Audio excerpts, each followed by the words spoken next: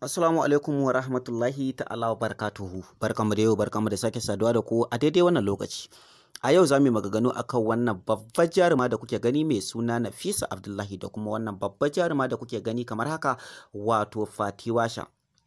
Abin da yasa za mu yi maganganu a kansu yayi wasu muhimman maganganu da yawa da suke ta yawa wanda da zarar ka ji shi ko kin ji shi abin zai mutukar baki mamaki kuma abin zai mutukar daga maka hankali ta kowane gefe kuma ta kowace fuska musamman ma ga maganganun da mutane suke ta yi akan wannan babban fim mai suna Labarina.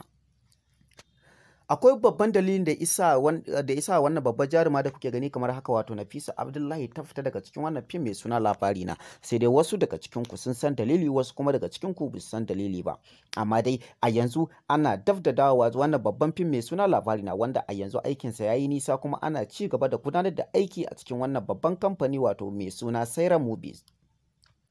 Sai dai kamar yadda kuka sani Nafisa Abdullahi babu ta yana za a yi ta dawo cikin wannan babban fim mai suna Labarina saboda wani babban dalili da isa meta, wanda kuma dalili shine dalilin da kuke gani kamar haka. Sai dai a yanzu za mu gaya muku babban dalili da kuma abubuwan da yasa ba za ta dawo ba. Sannan bugu da ƙari akwai wani babban jarumi mai suna Mahmud, shi kansa Mahmud abin ya matukar bashi mamaki wanda mutane sun yi mamakin fitarsa daga cikin wannan babban fim mai suna Labarina, wanda wasu da yawa suke cewa tabbas ai Mahmud da hida Nafisa Abdullahi su ne jigajigan da suke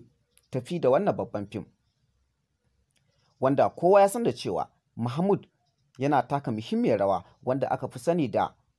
suna Nuhu Abdullahi. Haka ita kanta Nafisa Abdullahi an fi saninta a cikin wannan babban fim mai suna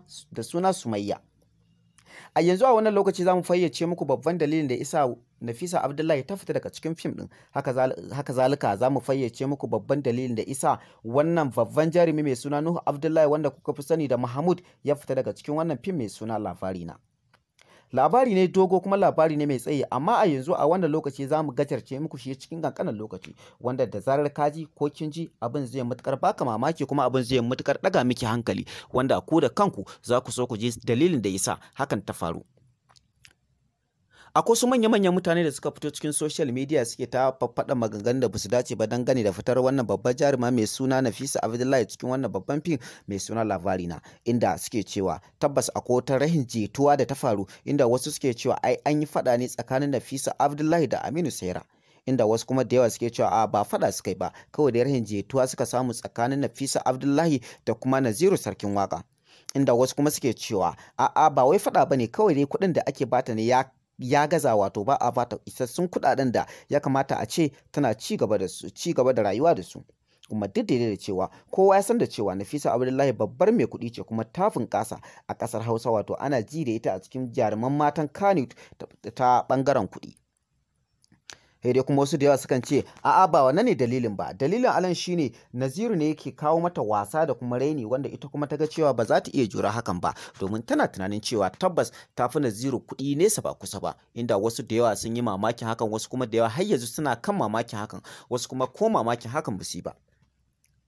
Babban dalilin da yasa za a kawo Fatiwasha cikin wannan babban fim mai suna Labarina, inda wasu suke cewa ita ce za ta taka muhimmin rawa a cikin wannan babban fim mai suna Labarina, inda wasu da yawa suna matukar mamaki dangane da cewa tabbas Fatiwasha ba za ta iya gudanar da acting ɗin da Nafisa Abdullahi take gudanarwa ba, inda wasu kuma suke cewa tabbas za ta iya, kuma za ta iya fiye da inda ita kanta Nafisa Abdullahi take yi.